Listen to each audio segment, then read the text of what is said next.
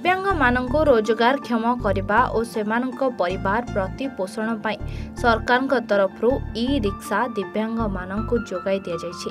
आज जिले में 17 जन को ई रिक्शा दिया जायछि।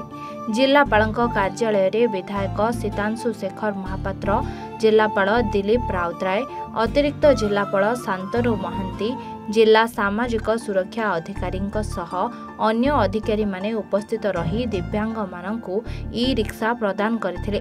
दिव्यांग माने एही ई रिक्शा रे यात्री परिवहन करी निजे रोजगार क्षम हेबा एहार मूल उद्देश्य बोली कहिथिले अतिथि माने। महानदी कोल्ड फील्ड तरफरु एही ई रिक्शा को राज्य सरकार जरिया जिलापाल को जोगाई दिया जायछि। जिले में एही ई रिक्शा पाई 44 जन हिताधिकारी आवेदन करथिले। हिताधिकारी चयन लगी जिला स्तर रे जिलापाल दिलीप राउतराय अध्यक्षतार एक कमिटी गठन करा जायतिला। शारीरिक परीक्षा परे आवेदनकारी 44 जनक मध्यरु 17 जन को योग्य हिताधिकारी भावे चयन करा जायतिला। एही ई रिक्शा चलाई निज सह परिवार प्रतिपोषण करिपारिबे बोली कहिसेंती हिताधिकारी। दिव्यांग मानक जो गाड़ी प्रदान कराई छै एटा किबई प्रदान कराई छै को दिव्यांग मानक प्रदान कराई छै केमि अपन एटा माने करले सिलेक्शन करले।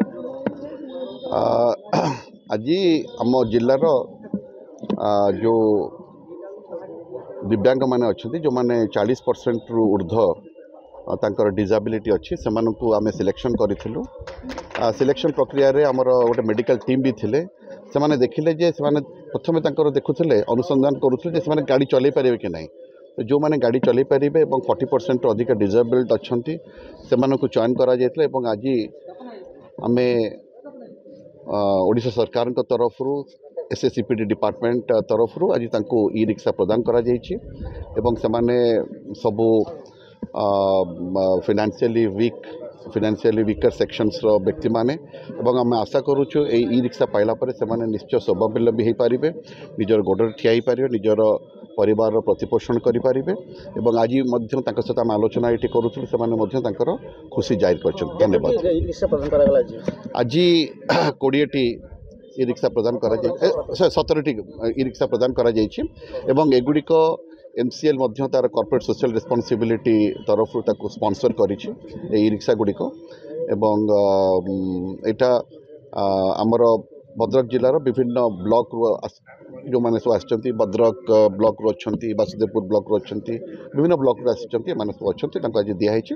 एवं आपण माने जदि हिताधी मान सहित मध्य आलोचना करिवे से माने मध्य तांकर भावना को आपन को पाखरे भल भाव व्यक्त कर पारे। संपूर्ण मागणा किसी प्राप्त नहीं, संपूर्ण मागणा दिया है। धन्यवाद। देखो ओडिशा सरकार और सामाजिक सुरक्षा और भिन्नक्षम सशक्तिकरण विभाग पक्षर आज भद्रक जिलार विभिन्न ब्लॉक रु आसीथिबा भिन्नक्षम दिव्यांग व्यक्ति मानक 17टी रिक्शा प्रदान करागला। यह पूर्वर गत मास 15 तारिख दिन माननीय ओडिशार मुख्यमंत्री मोहन चरण माझी विभिन्न जिले में दिव्यांग मानक ई रिक्शा प्रदान करथिले। पाखापाखि 500टी ई रिक्शा विभिन्न जिला मानक दिव्यांग मानक प्रदान करागला। आम मैंने समस्ते जानते आमर जे यशस्वी प्रधानमंत्री श्रीयुक्त नरेंद्र मोदी सी सबु वर्गर लोक मानक किपरि न्याय मिल पार एवं समस्ते किपरि आत्मनिर्भरशील हो पारे से से अहर प्रचेषा कर भिन्नक्षम मैंने से वंचित न रुहति से माने समाज मुख्य सूत्र सामिल हो पारती।